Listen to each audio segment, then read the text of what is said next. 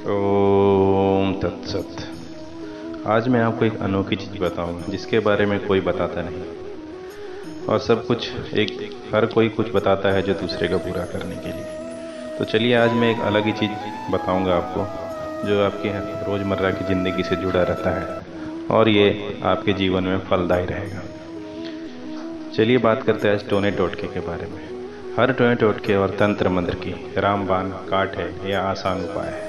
हर टोने टोटके और तंत्र मंत्र की रामबाण काट है और इसके बहुत ही आसान उपाय है जिसे करके आप अपने घर में खुशहाली ला सकते हैं। सागर तंत्र शास्त्र के अनुसार वशीकरण के टोने टोटके का असर होने पर आदमी कुछ अलग ही तरह से व्यवहार करने लगता है। इन व्यवहार के आधार पर आसानी से उसको वशीकरण को पहचाना जा सकता है और उसे खत्म किया जा सकता है। इसके लिए सबसे पहले तो हमें यह समझना अति आवश्यक है कि वशीकरण के संकेत होते क्या हैं और ये किस संकेत पर क्या उपाय करना चाहिए।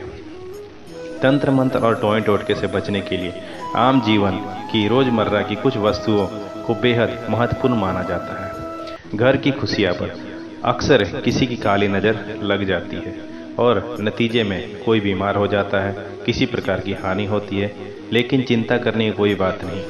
इसका भी बहुत सारे ऐसे उपाय हैं इस शास्त्र में लिखे हुए और अपने ऋषियों ने ऐसा कुछ बता के गए हैं कि इसका कार्ड भी निकलता है, इसका रामबाण इलाज भी है। ज्योतिष और शास्त्रों के अनुसार जब अचानक से आपका अच्छा समय बुरे समय बदल जाता है तो ऐसी संभावना हो जाती है कि आपको या आपके घर को किसी की बुरी नज़र लग गई। कई बार किसी की सफलता और समृद्धि से जलने वाले लोग उन्हें क्षति पहुंचाने के लिए टोने टोटके का सहारा लेते हैं और तंत्र मंत्र जैसी नकारात्मक शक्तियों का उपयोग करते हैं। इन नकारात्मक शक्तियों के प्रभाव से एकदम ही सब कुछ बिगड़ जाता है, अस्त व्यस्त हो जाता है। चलिए तो आइए जानते हैं ऐसे ही वशीकरण या तंत्र मंत्र से होने वाले संकेत और उसे तोड़ने के कुछ आसान से उपाय।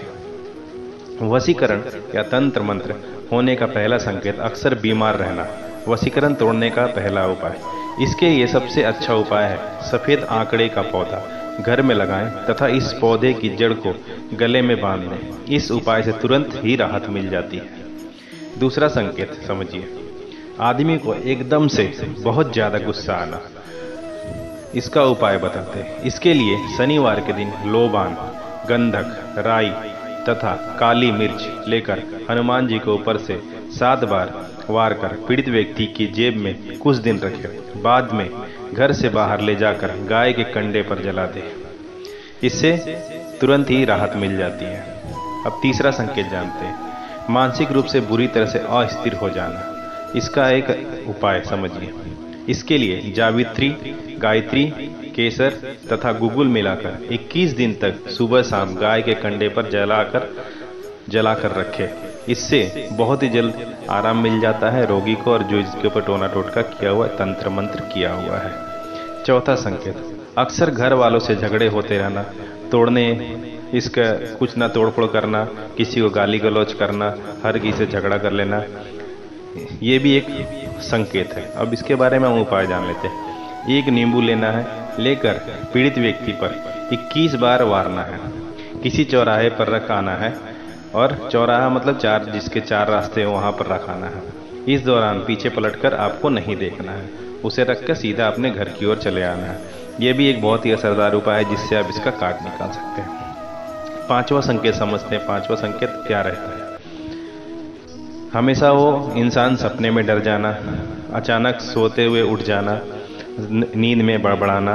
अब इसके उपाय क्या है वो बता देता हूँ। गरोचन तथा तगद को लाल कपड़े में बांधकर अपने घर के पूजा स्थान में रखने से ही वशीकरण का ये तंत्र मंत्र का असर तुरंत खत्म हो जाता है। अब एक छठा संकेत समझते हैं कि क्या होता है स्त्रियों के साथ। खास व्यक्ति या स्त्री के बारे में सोचते रहना, मतलब किसी भी कोई हर इंसान बैठे बैठे किसी के बारे में सोचना, किसी स्त्री के किसी पुरुष के बारे में सोचते रहना, ये भी एक संकेत है किसी ने वशीकरण या तंत्र मंत्र आपको टोटके कर दिया। इसका उपाय जान लीजिए। माँ महाकाली को 7 गुलाब के फूल चढ़ाकर 21 बार जप करें। इसके बाद इनमें से एक गुलाब के फूल के 7 पत्ते पीड़ित व्यक्ति को खिला दें। इससे तुरंत ही उसका असर दूर हो जाता है और तंत्र मंत्र जो भी किया हुआ है वो निकल जाता है।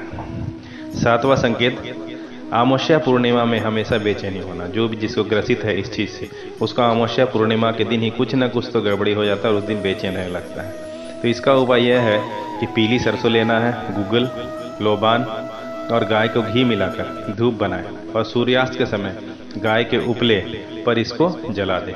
जलाने से इसका असर तुरंत ही मिलने लगता है और इससे फायदा भी पहुंचने लगता है। तो ये कुछ उपाय और इसके संकेत थे जिससे कि आप जान सकते कि किसी के ऊपर ये तांत्रिक क्रिया की हुई है तो उसका कैसे उपाय करें।